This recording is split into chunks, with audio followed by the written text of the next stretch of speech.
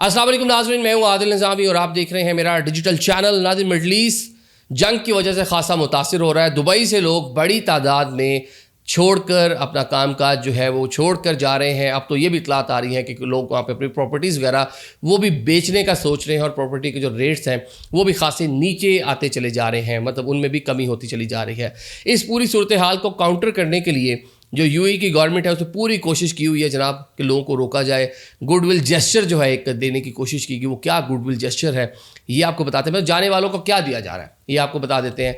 Secondly जनाब, America जिस तरह ख़ुद इन ममालिक को जिस तरह मिडल ईस्ट को तबाह कर रहा है अपनी पॉलिसीज़ की वजह से डोनाल्ड ट्रंप, और साथ में ख़ुद भी तबाह होने के दहाने पे पहुंच गया है। मतलब कह लें कि उसके इंडिकेटर्स जो हैं वो नज़र आना शुरू हो गए हैं कि अमेरिकन इकॉनमी भी हिलना शुरू हो गई है। वहाँ भी लोगों का एतमाद अमरीकी हुकूमत से भी लोग बदजन हो गए हैं। अमेरिका छोड़ के लोग जाना शुरू हो गए हैं। 1935 में 90 साल में पहली बार जनाब ये फिगर आया है कि अमेरिका आने वाले कम हैं और अमेरिका छोड़कर जाने वाले लोग ज़्यादा हैं। लोग छोड़कर किन ममालिक में जा रहे हैं, वजूहात क्या हैं, ये भी आज के ब्लॉग का हिस्सा होंगे। शुरू जरा अमेरिका से कर लेते हैं, जिसको लैंड ऑफ अपॉर्चुनिटी कहते हैं। तारकीन वतन का ये मुल्क है जनाब। दुनिया भर से लोग यहाँ पर गए, उस मुल्क के अंदर कामकाज किया, बड़ी तरक्की, बड़ा पैसा, दुनिया की जिद्दत वहाँ पर नज़र आती है। दुनिया की सुपर पावर अमेरिका खुद को क्लेम करता है और नज़र भी आता है। अमेरिकन पासपोर्ट दुनिया के मजबूत तरीन पासपोर्ट से शामिल है और साथ में अमेरिकन जो पॉलिसीज़ हैं ख़ुसूसन जो इमिग्रेशन पॉलिसीज़ वो इतनी उसमें कह लें कि फ्लॉ थे या इतनी वो नरम थी कि जो लोग चले गए हैं वो वहाँ पर पूरी ज़िंदगी भी गुजारने तो उनको इशू कोई नहीं होता। जिस तरह बाकी आपके यूरोपियन कंट्रीज हैं डीपोर्ट करना ये वो इस तरह के मामला नहीं होते थे। अब जनाब डोनाल्ड ट्रंप साहब जब से आए हैं ना, और जिस तरह जंगो जदल का हिस्सा बने हैं, जिस तरह इन्होंने इलेक्शन से पहले वादे किए, हम भी अमेरिका इलेक्शन में उस टाइम मौजूद थे, इनकी स्पीचेस हमने वहाँ पे बैठ के सुनी अमेरिका में। तो ये बताते थे जनाब अमेरिका को दोबारा से अजीम बनाना है, इकॉनमी को दोबारा से स्ट्रेंथन करना है, इलीगल इमिग्रेंट्स को मुल्क से निकालना है, इस तरह की बातें वो करते थे। अब जनाब उन्होंने क्या निकालना था, लोग खुद ही छोड़कर अमेरिका जाना शुरू हो गए हैं। उसकी रीज़न क्या है? उसकी रीज़न वहाँ के महंगाई की सूरत हाल है। उसकी रीज़न क्या है? एक गैर यकीनी लोगों में वहाँ पर पाई जा रही है। रीज़न ये है कि लोग वहाँ पे अब खुश नहीं है। लोग अपने आप को वहाँ पे महफूज नहीं समझ रहे। किसको महफूज समझ रहे हैं जनाब? यूरोपियन कंट्रीज़ को। स्टूडेंट समझते हैं कि आपको जिस तरह माजी में आप एज ए स्टूडेंट वीज़ा पे जाते थे, आपका जो वीज़ा है एक्सटेंड होता रहता था, बहुत सी चीज़ें हुकूमत की जो मराहत मिलती थी, अब वो सारी की सारी चीज़ें श्रिंक होती चली जा रही हैं, कम होती चली जा रही है, जिसकी वजह से स्टूडेंट भी यूरोप की जानिब जाना शुरू हो गए हैं।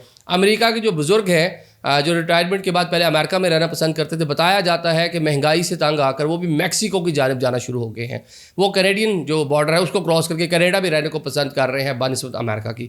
तो ये जनाब अमेरिका की सूरत हाल हो गई है। माइनस में जनाब पहली बार 90 सालों में कि अमेरिका में से जाने वाले लोग ज़्यादा हैं, आने वाले लोग कम हैं। ये पहली बार माइनस में, मतलब 90 साल 1935 की कहते हैं कसाद बाजारी जो उस टाइम एक महंगाई की लहर थी, उसके बाद से पहली बार ये सारा माजरा हो रहा है। ये वॉल स्ट्रीट जर्नल को बड़ी बेहतरीन करके स्टोरी की हुई है। 22 लाख लोग ऐसे हैं जो डोनाल्ड ट्रंप की इमिग्रेशन पॉलिसी से डर कर अमेरिका छोड़कर चले गए। हमें पकड़ के जलील करेंगे, हमें फलां करेंगे, फ्लू करेंगे। फिर जो जहाज़ भर भर के, जिस तरह हमने इंडिया में आते हुए देखे थे, जहाज़ दुनिया के कई रीजन में गए, 6,75,000 के करीब लोग ऐसे हैं जिनको अमेरिकन ने खुद से डोनाल्ड ट्रंप की इन पॉलिसीज़ की वजह से डिपोर्ट किया। तो ये जनाब अमेरिका भी कह ले के सामने फ़िलहाल ये नज़र आ रहा है कि अपने डाउनफॉल की जानिब जाना शुरू हो गया है। जो दुनिया की सुपर पावर, जो यूनिपोलर वर्ल्ड था, अमेरिका पूरी दुनिया को कंट्रोल कर रहा था, अब लग ये रहा है कि, और ये अगर जंग चलती है ईरान वाली, तो शायद मज़ीद इसके हालात बुरे हो सकते हैं। अब जनाब आगे बात कर लेते हैं दुबई की, जिसने अपनी जिद्दत, टेक्नोलॉजी दुनिया में एक मैसेज दिया कि इससे महफूज तरीन जगह कोई नहीं है। लोग अरबपति खरबपति अमेरिका, यूरोप, रशिया छोड़ कर जनाब वहाँ पर आकर जायदादें बनाते रहे, और जो उन्होंने कहा कर कर भी दिखाया कि दुनिया की सारी कह लें कि उन्होंने बड़ी बड़ी चीज़ें जो थी दुनिया के डिफरेंट एरिया से उठाकर उन्होंने एक छोटे से एरिया पे आके जनाब दुबई में उनको जाके जो है ना वो लोगों को सहूलियत देना शुरू कर दी। लोग बड़ा महफूज खुद को फील करते थे।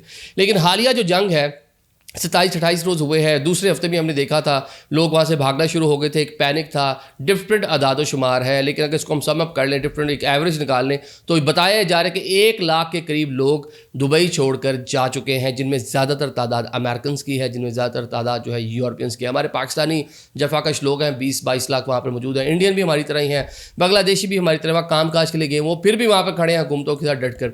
लेकिन जितने वहाँ पर कह लें वेल ऑफ लोग थे, पैसे वाले लोग थे जो वहाँ पर सरमायाकारी कर کر رہے تھے, سرمایہ بھی نکالنا شروع کر دیا انہوں نے, پراپرٹی یا جس بھی شعبے میں لگے ہوئے تھے, اور ساتھ ساتھ خود بھی اپنا مال مول اٹھا کے وہاں سے ساموں نکل گئے ہیں.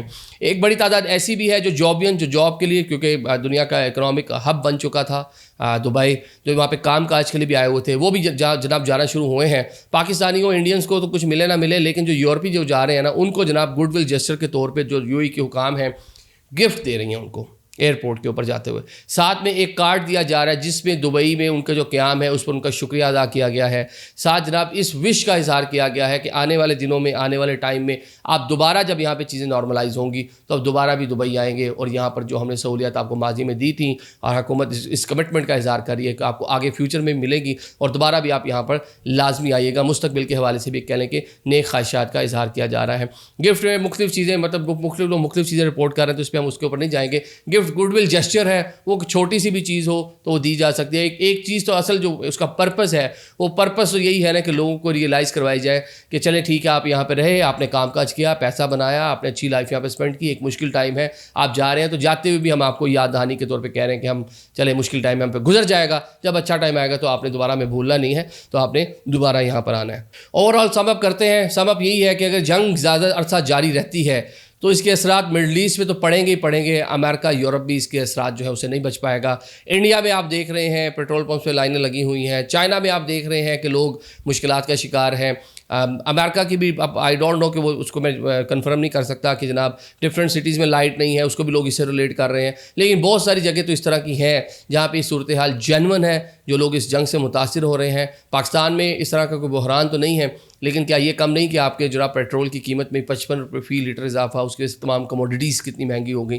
تو یہ ایفیکٹس ہی ہیں نا اس جنگ کے. ایران بھی ہمارے ساتھ ایک اچھا بھائی چارے والا بیہیویئر رکھے ہوئے ہے, کچھ ہمارے ٹینکر شنکر آنے دے رہا ہے, لیکن آن دا ادر سائڈ جس طرح عالمی مارکیٹ میں جو اس کے انٹرنیشنل جو اسٹاک مارکیٹ جو اس میں جو اثرات ہیں وہ تو ڈیفینیٹلی دنیا اس کو فیس کر رہی ہے. Thank you so much.